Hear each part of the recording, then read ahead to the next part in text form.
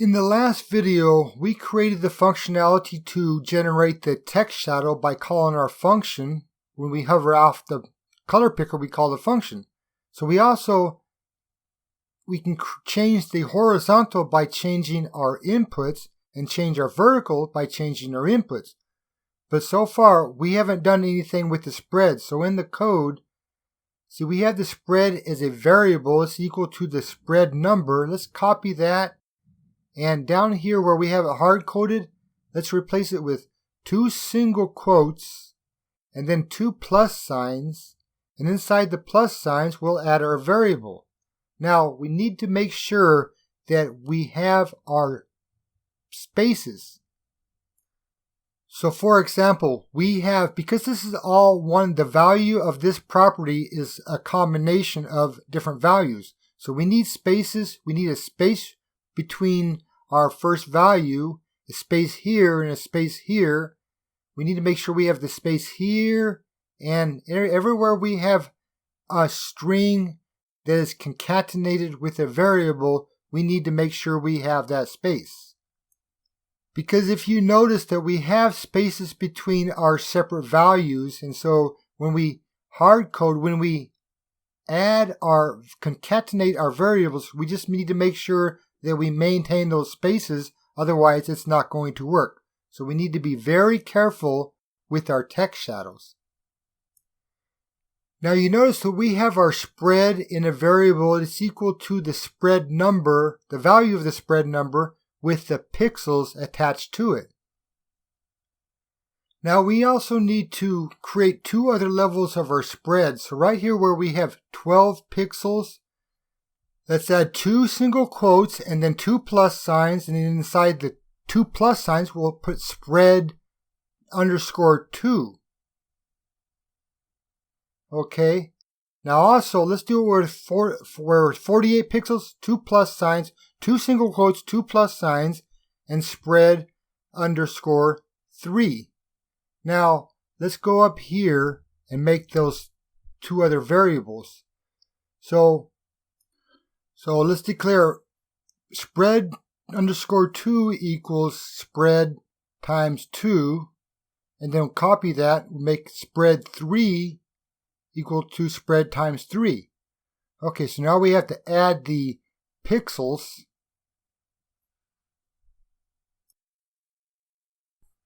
Okay, so now let's check this out. Let's console.log spread 2.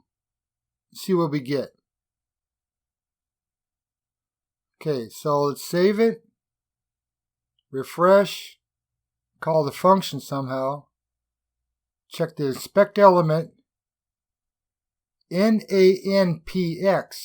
So what's happening here? So in spread we added the pixels, that made it a string. Now we're trying to multiply a string by 2 and then add px again. That's why we're getting the not a number px.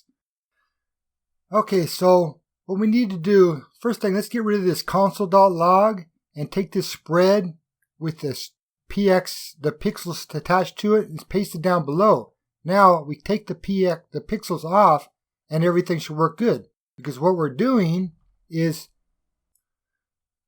we get the spread, leave it as a number, and then we do all the calculations, and when we spread 2 equals the number spread times 2, then we add the pixels.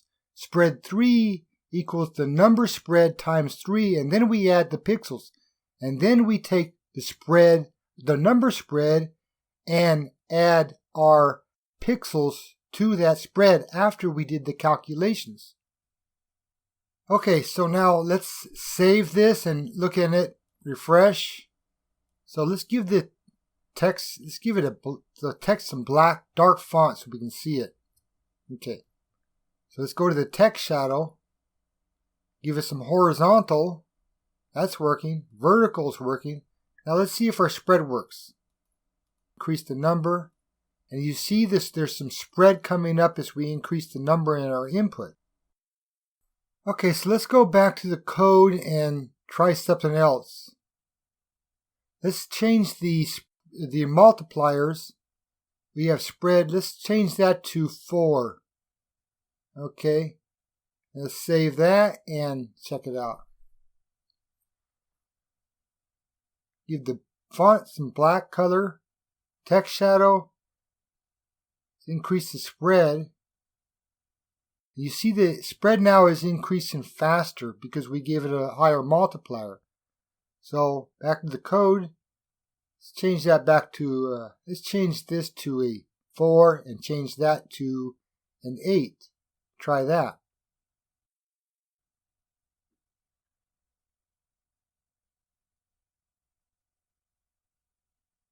Okay, so let's give it some spread. You see the spread is increasing a lot faster because we gave it higher multipliers. So, no, just change it to 1.5. This is actually going to make it less, it's going to make it less spready, but change it. So let's see and give it some more spread. And you see the spread is not growing as fast, but it seems to be like brighter. Now let's go back to the code and declare another variable. This time let's call it shadow color. Let's set that equal to, let's set it equal to the value of our shadow color input.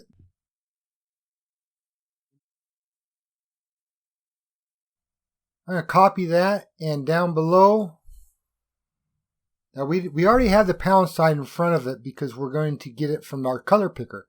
So let's set that to our second variable. Remember, 2 single quotes and then 2 plus signs and then our variable right in the middle. 2 single quotes, 2 plus signs, and put our shadow color in the middle of the plus signs. Again, the 2 single quotes, 2 plus signs, and our variable. Okay, now because we are in an object, we cannot have a comma at the last, after the last key value pair. So take the comma out. So this is an object. Remember, when we create multiple CSS properties, and we need to use an object, and each object has a key value pair, key value, comma, key value, but the last key value pair does not have a comma, and that's why we cannot have a comma after the last shadow color. Okay, for now, let's take the shadow color, let's hard code this kind of. Let's give it F00. This is red. This is shorthand for red. Okay, let's save that and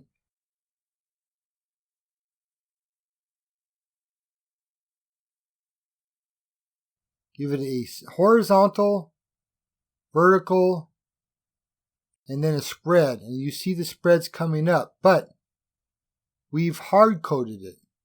So what we need to do is we need to get the value of our shadow color.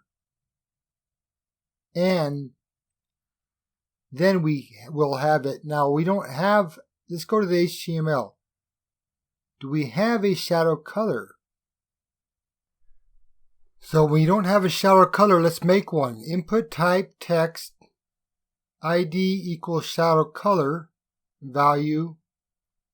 So now in the JavaScript where we click the TD tag of our color picker, we need to create another else if statement. That's else if. Now let's see, let's get our shadow, I think that's text shadow button.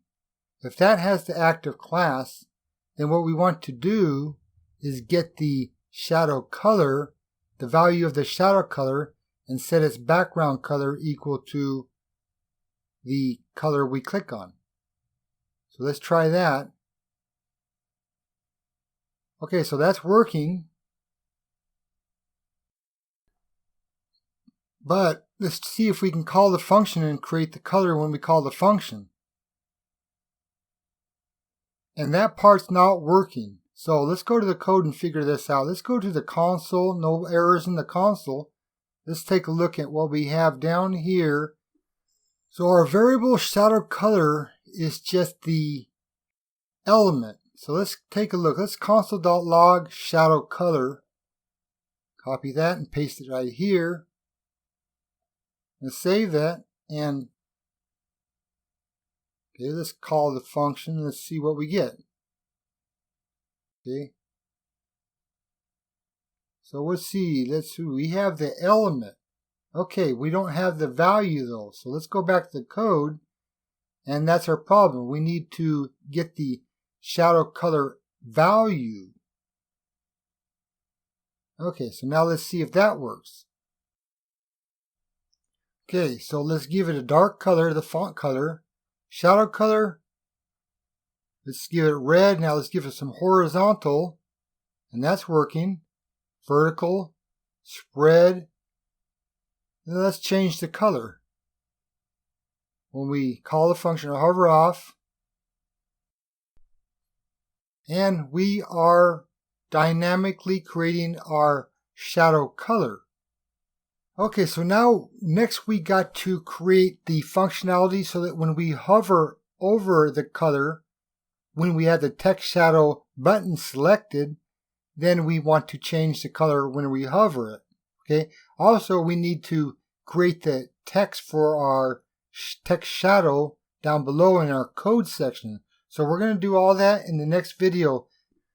Okay, well, thanks for watching, and in the next video, we'll continue working on our text shadow color and our code section, and then we'll test it. So I'll see you in the next video.